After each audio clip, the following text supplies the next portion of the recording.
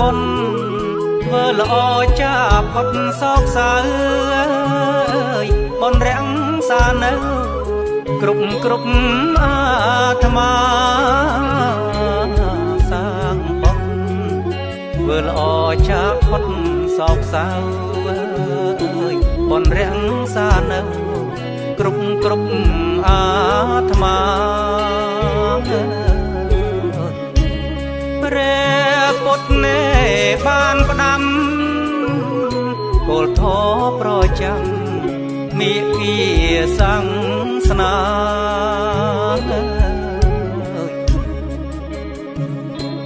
សាងអ្វីទទួលផលគ្រប់រូបបា